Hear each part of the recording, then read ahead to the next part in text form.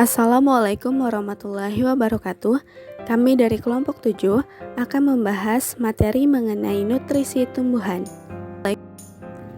dengan anggota Ahmad Mustafa Salsabil sebagai pemateri terakhir, kemudian Putri Sanisa Septianidie sebagai pemateri pertama, dan Sinta Ainaya Ania sebagai pemateri kedua. Berikut ini materi yang akan kami bahas, yaitu yang pertama, nutrisi pada tumbuhan. Yang kedua, faktor-faktor yang mempengaruhi pengangkutan mineral. Yang ketiga, manfaat nutrisi bagi tumbuhan. Yang keempat, akibat kekurangan nutrisi bagi tumbuhan. Dan yang terakhir yaitu faktor ketersediaan nutrisi di alam. Langsung saja kepada materi yang pertama yang akan saya bahas, yaitu mengenai nutrisi pada tumbuhan. Tumbuhan merupakan organisme autotrof karena mampu mengelola unsur-unsur sederhana menjadi zat nutrisi yang kompleks yang dikonsumsi oleh hewan dan manusia sebagai organisme heterotrof. Unsur hara atau disebut juga dengan nutrisi tumbuhan ialah unsur-unsur atau elemen kimia yang dibutuhkan oleh tanaman untuk melangsungkan proses-proses fisiologis agar kehidupan tanaman tersebut berlangsung dengan baik. Nutrisi tanaman terbagi dalam dua jenis, yaitu makronutrien dan mikronutrien. Makronutrien dibutuhkan oleh tumbuhan-tumbuhan dalam jumlah yang relatif tinggi ketimbang unsur hara mikronutrien. Kandungan unsur hara makro pada jaringan tanaman seperti N 1000 kali lebih besar daripada kandungan unsur hara mikro Zn. Berikut ini adalah klasifikasi dari unsur hara makro, yaitu C, H, O, N, P, S, Ca, Mg, Na, Si.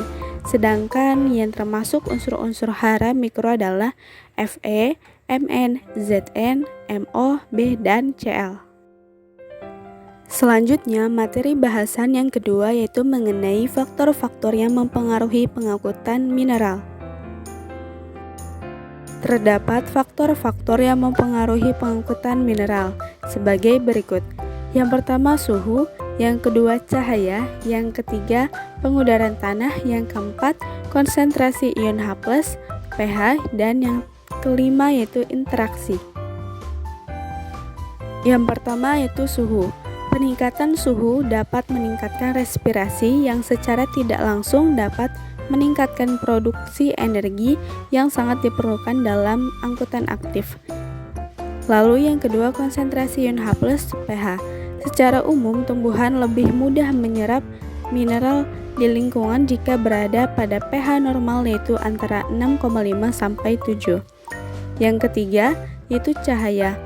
Cahaya penting untuk fotosintesis dan selama proses fotosintesis dihasilkan energi atau ATP yang sangat diperlukan dalam angkutan aktif. Lalu yang keempat pengudaraan tanah. Tanah dengan pengudaraan yang baik akan merangsang terjadinya respirasi sel-sel akar sehingga akan ada cukup energi untuk angkutan aktif. Dan yang kelima interaksi. Apabila binding untuk suatu ion sangat spesifik, maka penyerapan ion tersebut tidak akan mengalami gangguan.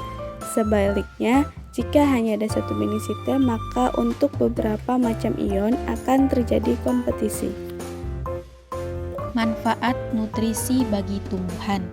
Nutrisi pada tumbuhan tentunya sangat bermanfaat bagi tumbuh, berkembang, dan bereproduksi dengan baik. Ketika tumbuhan mengalami malnutrisi atau kekurangan nutrisi yang cukup, tumbuhan menunjukkan gejala-gejala yang tidak sehat. Nutrisi yang terlalu sedikit atau yang terlalu banyak dapat menimbulkan masalah. Banyak manfaat nutrisi tanaman, baik makronutrien yang terdiri dari karbohidrat, lemak, dan protein, ataupun mikronutrien yang terdiri dari vitamin dan mineral. Akibat kekurangan nutrisi bagi tumbuhan. Tumbuhan yang mengalami kekurangan salah satu atau beberapa elemen-elemen tersebut dapat mengganggu proses reproduksi dan pertumbuhan tanaman. Gejala-gejala yang ditunjukkan oleh tanaman akan berbeda tergantung jenis elemennya. Tanaman yang kekurangan salah satu elemen yang penting biasanya akan mengalami kematian sebelum siklus hidupnya terlengkapi.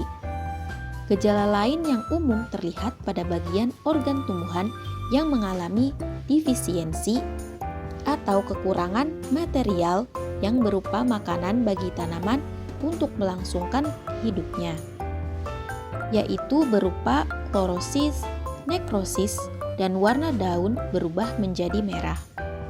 Yang pertama, klorosis. Klorosis merupakan rusaknya jaringan, terutama pada bagian daun akibat klorofil gagal terbentuk sehingga menyebabkan warna daun menjadi kuning. Yang kedua, nekrosis. Nekrosis dapat terjadi pada bagian daun ataupun batang tumbuhan dengan gejala organ daun mengalami kematian atau terhambatnya pertumbuhan daun sebagai akibat dari kematian jaringan tumbuhan. Yang ketiga, perubahan warna daun menjadi merah dapat terjadi karena akumulasi antosianin akibat kurangnya kandungan fosfor. Materi selanjutnya akan dijelaskan oleh saya, yaitu mengenai faktor ketersediaan nutrisi di alam. Adapun faktor yang mempengaruhi ketersediaan zat hara atau nutrisi di dalam tanah yaitu larutan tanah, pergerakan unsur hara menuju permukaan akar, dan pembaharuan hara dalam larutan tanah. Air yang ditahan dalam tanah itu dikenal sebagai larutan tanah. Air ini berisi campuran hara dan nutrisi lainnya. Garam dan nitrogen diambil oleh akar dari larutan tanah ini. Jika akar tanaman dapat tumbuh dan berkembang di dalam tanah, maka mereka akan menempati ruang yang semula terdapat unsur hara. Oleh karena itu, permukaan akar haruslah melakukan kontak dengan unsur hara di dalam tanah. Saat unsur hara di dalam tanah diserap oleh akar tumbuhan, maka akan terjadi kecenderungan untuk menggantikan defisit zat hara dari fase padatan tanah.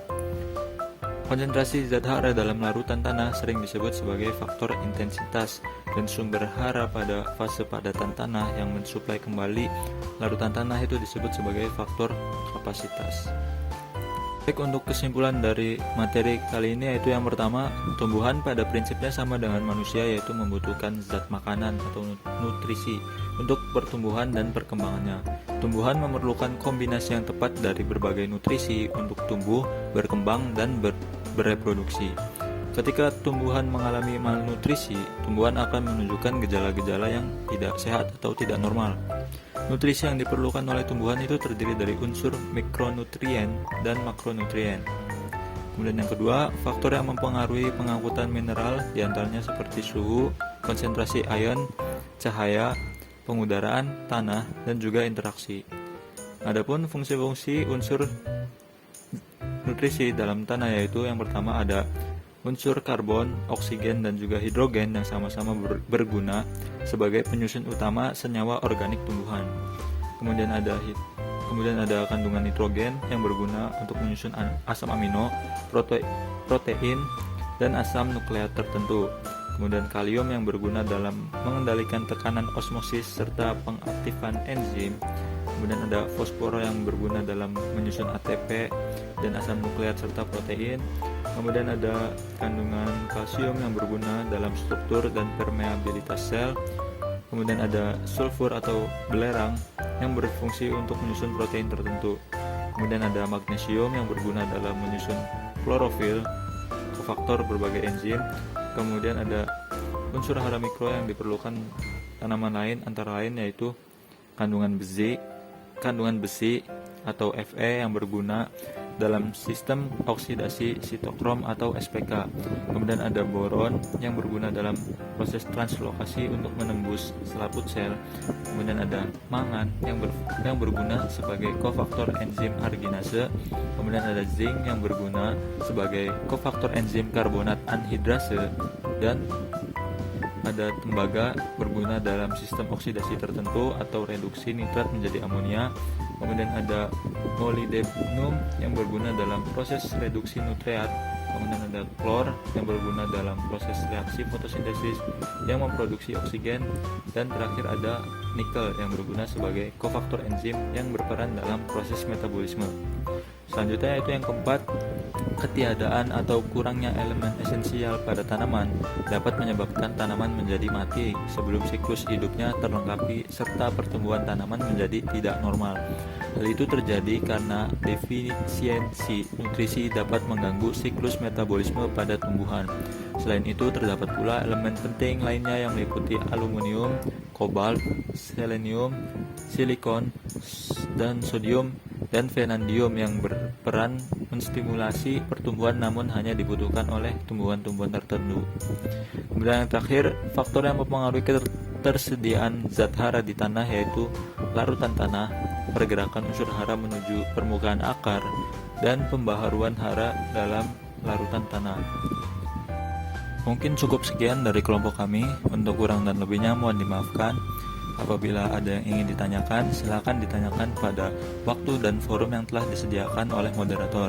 Terima kasih, cukup sekian dari kami. Wassalamualaikum warahmatullahi wabarakatuh.